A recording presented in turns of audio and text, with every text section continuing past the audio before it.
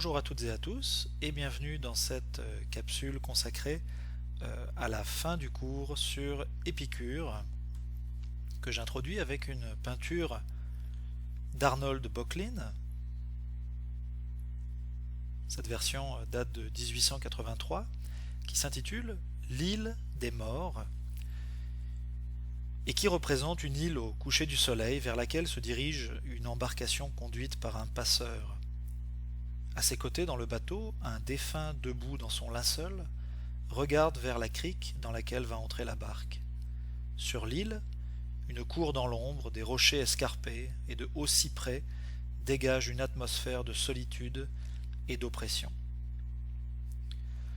De nombreux observateurs ont interprété le rameur comme étant le batelier, le passeur Charon, qui transportait les âmes aux enfers dans la mythologie grecque. L'eau figurerait alors le Styx, et le passager vêtu de blanc serait une âme en transit vers l'au-delà. La peinture de Charon est un détail du Jugement dernier de Michelangelo réalisé entre 1536 et 1541. Point 3. La peur de la mort. Vous aviez un exercice en lien avec le texte 11 que vous deviez lire. Quelques questions donc auxquelles vous deviez répondre et qui sont à intégrer à vos notes de cours et qui font l'objet de l'évaluation pour la dissertation finale. La première question, c'est à quel type de discours correspond l'extrait, donc du texte 11, un extrait de la lettre à Ménécée d'Épicure. Et pourquoi?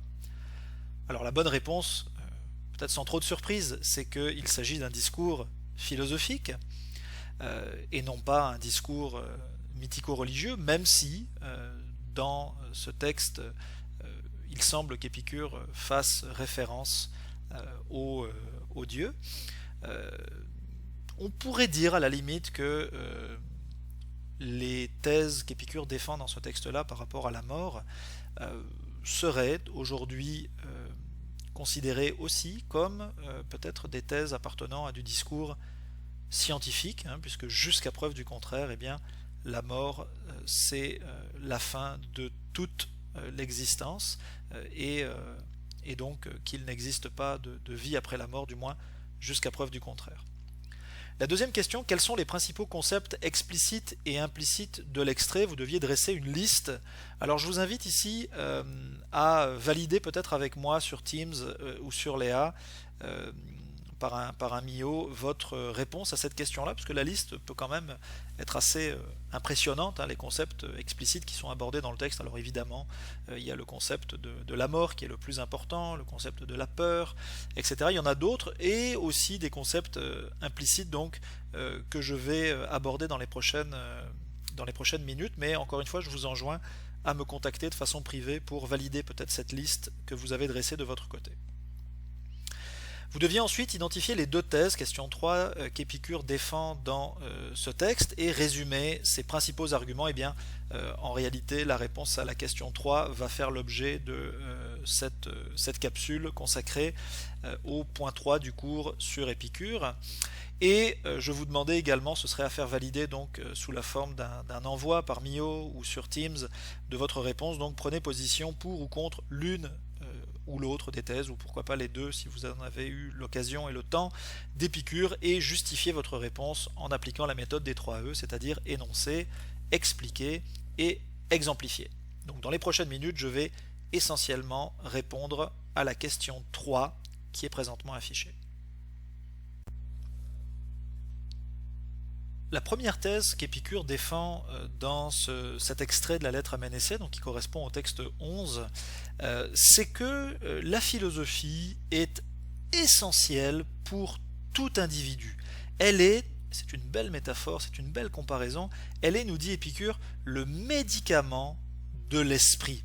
Il parle dans le texte, je cite ici entre guillemets, d'assainissement de l'âme. Philosopher, ça permet d'assainir, de rendre plus saine notre âme, et c'est le moyen qu'Épicure privilégie, autant pour lui, et il nous enjoint à faire la même chose, pour mener finalement au bonheur, entendu comme ataraxie, c'est-à-dire, vous avez ça dans vos notes déjà, l'absence de trouble mental. Alors, belle citation du texte 11 ici, qu'on ne remette pas la philosophie à plus tard parce qu'on est jeune, et qu'on ne se lasse pas de philosopher parce qu'on se trouve à être vieux. Pourquoi? Eh bien parce que une personne jeune, comme vous, par exemple, eh bien vous avez tout intérêt à vous mettre à philosopher dès que possible, afin de gagner en maturité. C'est un peu ça ici l'idée. La personne plus jeune doit philosopher pour gagner en maturité, assainir son âme.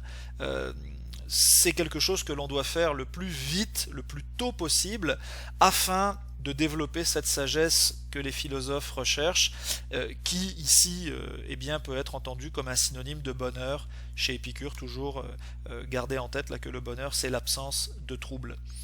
Pour les personnes plus âgées, qui pourraient donc éventuellement se lasser de l'exercice philosophique, eh bien Épicure nous dit, là encore, il ne faut pas arrêter de philosopher, même si on a 70, 80, 90, voire 100 ans, pour essentiellement éviter les regrets, mais surtout l'amertume, qui peut nous ronger de l'intérieur, où on se dirait bon j'ai il y a de nombreuses années commis telle erreur, et on se flagelle, ensuite on se culpabilise. Bon, Épicure aura tendance ici à nous dire ce qui est fait, nous n'avons plus de contrôle sur le passé. En revanche, nous avons encore un contrôle sur le présent, et même si nous sommes très vieux, eh bien nous pouvons encore changer, nous pouvons encore corriger le tir, redresser la barre.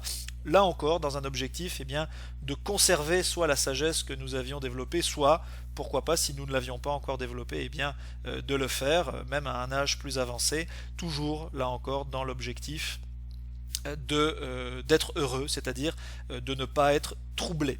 Alors je vous conseille d'aller écouter cette chanson du célèbre chanteur et parolier français Charles Aznavour, qui nous a quittés il y a à peu près un an maintenant, dans une chanson absolument magnifique qui s'appelle Hier encore, où on écoute donc un espèce de testament de la part d'une personne, d'un homme âgé, qui regrette un certain nombre de choses dans son existence, et notamment qui regrette une jeunesse qu'il aurait pu mettre davantage à profit, au cours de laquelle justement il n'a pas philosophé, et il s'en mord les doigts, pourrait-on dire. Alors allez écouter cette magnifique chanson, qui est quand même un peu déprimante aussi, mais qui justement pourrait être le moment pour vous de réaliser que eh bien cette jeunesse que vous vivez actuellement, elle doit déjà être l'occasion d'un développement de la sagesse, d'un assainissement de l'âme grâce à la philosophie. Alors les cours de philosophie que nous avons au cégep, mais aussi la philosophie, ça dépasse bien évidemment simplement le cadre académique d'un cours qui se donne d'un professeur avec ses étudiants et ses étudiantes. C'est vraiment philosopher, autrement dit agir sur soi, c'est pas simplement penser, c'est vraiment agir sur soi pour son propre bonheur. La seconde thèse développée par Épicure dans cet extrait de la lettre à Ménécée, le texte 11, est qu'il ne faut pas avoir peur de la mort. Alors, cette thèse, vous la connaissez déjà, puisque nous l'avions abordée avec Socrate dans le texte 8, l'Apologie de Socrate, en tout cas les extraits que nous avions lus ensemble et dont vous disposez. Rappelez-vous, lorsque Socrate s'était adressé aux membres du jury qu'il avait innocentés, il leur avait finalement soutenu une thèse identique. Alors, parmi les thèses d'ailleurs, parmi les arguments que Socrate avait déployés pour étayer cette thèse, il y en avait essentiellement deux. L'un consistant à dire que, conformément aux croyances collectives de son époque, l'âme allait vivre pour l'éternité sous une forme immatérielle aux enfers après la mort du corps, ou c'était l'autre option, l'autre hypothèse, l'autre argument, la mort serait finalement la fin de tout, l'arrêt complet des sensations, un sommeil sans songe, sans rêve pour l'éternité. Alors c'est finalement cet argument que Épicure dans le texte 11 va déployer pour soutenir sa thèse. Pourquoi donc ne faut-il pas avoir peur de la mort? Eh bien parce que nous sommes, Épicure nous le rappelle, des êtres de sensation. Nous ressentons essentiellement le plaisir et la douleur, nous sommes attirés par le plaisir, nous essayons d'éviter la douleur. Or, la mort, eh bien, c'est tout le contraire. C'est l'arrêt des sensations. Elle n'a donc finalement aucun rapport avec nous et il est stupide, le mot est fort, il est stupide de la craindre. Alors je vous renvoie au début de la session lorsque j'avais inauguré ce cours de philosophie et rationalité avec cet acronyme, le fameux YOLO, You Only Live Once. Alors effectivement, on ne vit qu'une fois, hein, YOLO, il faut donc en profiter. Mais il faut en profiter, nous dirait Épicure, s'il était encore avec nous aujourd'hui, il nous dirait il faut en profiter intelligemment. Et intelligemment, qu'est-ce que ça veut dire chez lui? Ça veut dire qu'il faut, c'est un rappel, jouir, mais modérément. La modération, c'est peut-être le concept qu'il faut retenir. Si on ne devait retenir qu'un seul concept de toute la philosophie éthique d'Épicure, ce serait celui-là. Il faut jouir modérément des plaisirs, alors des plaisirs naturels et nécessaires, et également des plaisirs naturels et non nécessaires, en restant toujours vigilant. Or, eh bien, la peur de la mort nous angoisse, hein, elle nous préoccupe, elle nous perturbe, elle nous trouble, et elle nous fait perdre finalement du temps d'existence précieux, du temps qui ne reviendra jamais. J'avais déjà préalablement dans la session comparé l'existence humaine à un sablier dans lequel les grains de sable, on pourrait dire correspondant à chaque seconde de notre existence, s'écoulent et ne pourront jamais, du moins pour ceux qui sont tombés, remonter. Alors tout ce temps passé à angoisser à propos de cet événement, la mort, c'est du temps d'existence qui est perdu à tout jamais. Et puisque ça nous trouble, eh bien cela nous éloigne de l'ataraxie, puisque je vous le rappelle, pour Épicure, l'ataraxie c'est le bonheur, c'est-à-dire l'absence de trouble. L'absence de trouble mental, c'est l'ataraxie, et l'absence de trouble physique, c'est l'aponia. Et les deux ensemble eh bien, constituent véritablement le bonheur au sens épicurien du terme. Lorsque l'on stresse, lorsque l'on regrette, qu'on a des regrets, des remords, etc., eh bien, on oublie de jouir du moment présent. C'est cette fameuse locution latine attribuée au poète romain Horace, le carpe diem. Dans la lettre à Ménécée, Épicure aborde également la question des dieux. Je vous rappelle que les Grecs de l'Antiquité étaient polythéistes et que la religion occupait une place très importante dans la vie des Grecs à cette époque-là. Et les dieux, autant Zeus que Poséidon, Hadès, Arès, Athéna, etc., pouvaient exercer, certes une fascination de la part des Grecs, mais ils pouvaient, les Grecs, en avoir également peur. Alors, Épicure a cette formule, cette citation qui est assez intéressante, qui va comme suit. Alors, à propos de Dieu, Épicure écrit d'abord, je cite, « Est-ce que Dieu veut empêcher le mal, mais n'en est pas capable ?» Point d'interrogation. C'est une question qui revient souvent, on se demande, mais comment se fait-il que des choses horribles arrivent à des gens qui sont innocents, qui n'ont rien fait de mal et qui pourtant souffrent de la maladie, de la guerre, d'horribles souffrances. Alors, donc, je reprends la citation, est-ce que Dieu veut empêcher le mal? C'est-à-dire, il aimerait bien, donc Dieu, faire en sorte que ces gens ne souffrent pas, mais il n'en est pas capable, il n'a pas le pouvoir d'empêcher le mal. Alors, Épicure écrit, Dieu est impuissant.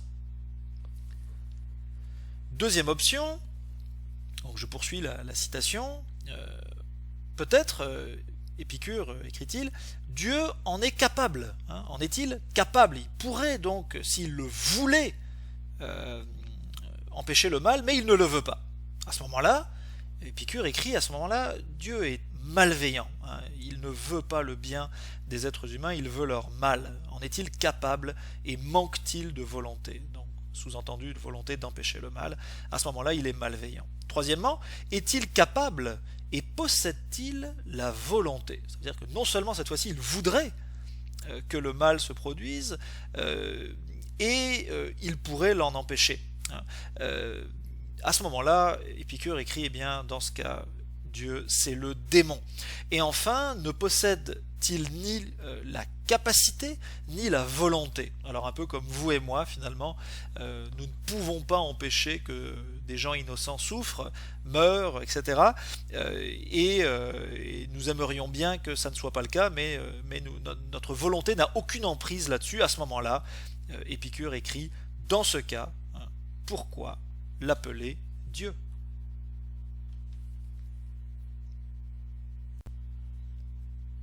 Je conclus cette capsule et par la même occasion le cours sur Épicure avec le tétrapharmakos, qui est, on pourrait dire, un genre de condensé, de résumé de la philosophie d'Épicure.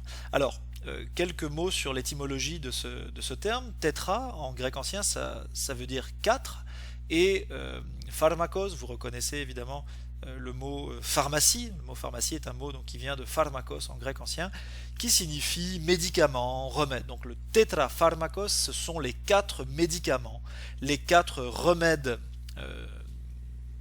qui constituent encore une fois ici une espèce de recette, si vous voulez, pour être heureux. Alors, vous avez à l'écran une photo d'une inscription du tétrapharmakos qui a été retrouvée dans la villa des Papyrus en 1750, dans une cité qui se trouve au sud de Naples en Italie, du nom de Herculanum, qui était de culture grecque, et cette cité d'Herculanum avait été ensevelie suite à l'éruption du Vésuve en l'an 79. C'est la même éruption qui avait enseveli la fameuse cité de Pompéi. Alors les 4 médicaments donc, de l'esprit pour atteindre l'ataraxie, je vous rappelle que l'ataraxie c'est la tranquillité de l'esprit, conjuguée avec l'aponia, qui est la tranquillité du corps, nous permettent ensemble eh bien, d'être heureux selon Épicure. Alors, premièrement, on vient d'en parler, il ne faut pas craindre Dieu. Pour être heureux, il faut cesser de craindre les dieux. Les dieux vivent leur vie, entre guillemets, de leur côté, ne se soucient pas de nous, nous n'avons donc pas à nous soucier d'eux. C'est une position en réalité qui pourrait être interprétée aussi comme une position athée, qui finalement refuse l'existence des dieux, et ce qui a sans doute aussi participé aux campagnes de diffamation contre Épicure, son école et ses disciples, alors qu'il était encore en vie. Deuxièmement, le deuxième médicament, le deuxième remède pour atteindre la tranquillité de l'esprit, donc l'ataraxie, il ne faut pas avoir peur de la mort. On en a parlé abondamment au cours de cette capsule, puisque la peur de la mort, eh bien, la mort ne nous concerne pas, et avoir peur de quelque chose qui ne nous concerne pas, eh bien, c'est du trouble non nécessaire, c'est du temps précieux d'existence perdu qui nous éloigne du bonheur. Troisièmement, le bonheur est facile à obtenir. Alors là, vous devez peut-être vous dire, attends une minute, là, Épicure, c'est peut-être pas si facile que ça. Alors, on en a parlé, ça a été l'objet du point 2 du cours là, que nous avons fait de façon synchrone. Le bonheur est facile à obtenir, c'est-à-dire à partir du moment où nous avons une bonne connaissance des différents types de désirs, les désirs donc naturels et nécessaires, naturels et non nécessaires, et enfin la troisième catégorie, les désirs qui sont non nécessaires, c'est-à-dire artificiels et non naturel et non nécessaire, eh bien, nous pouvons faire le tri et nous concentrer sur la jouissance des deux premiers. On peut y aller entre guillemets à fond pour les premiers, les désirs qui sont naturels et nécessaires, jouir modérément des désirs qui sont naturels mais qui ne sont pas nécessaires, donc sans sombrer dans la gourmandise, le luxe, la vanité, etc. Et à partir de ce moment-là, eh bien, travailler sur soi pour effectivement trouver cette paix du corps et cette paix de l'esprit qui constitue en fait le bonheur pour Épicure. Enfin, le quatrième et dernier remède, eh bien, c'est celui-ci, la souffrance est facile à supporter. Là encore, je vous vois peut-être déjà me dire ou vous dire à vous-même, est-ce que c'est vrai que la souffrance est toujours si facile que ça à supporter? Alors je vous invite à lire la lettre à Ménécée au complet, c'est pas une lettre qui est très très longue, et Épicure bien, donne davantage de détails, mais si je devais résumer ce quatrième et dernier remède par une phrase ou deux, ça irait comme suit. Épicure nous dit, en général, il y a deux types de souffrances. Il y a les souffrances qui sont très intenses et les souffrances qui sont faibles, de faible intensité, qui sont peu intenses.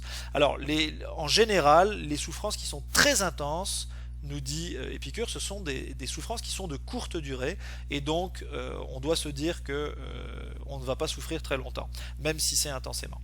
L'autre type de souffrance, ce sont les souffrances qui sont de faible intensité, et Épicure nous dit, eh bien, nous allons devoir prendre notre mal en patience, les apprivoiser et vivre avec, en sachant que justement elles ne sont peut-être pas si dures à supporter que cela. Voilà donc pour le tétrapharmakos et pour cette capsule qui revenait donc sur le point 3, la peur de la mort chez Épicure. Je vous remercie de votre attention et je vous souhaite une excellente journée.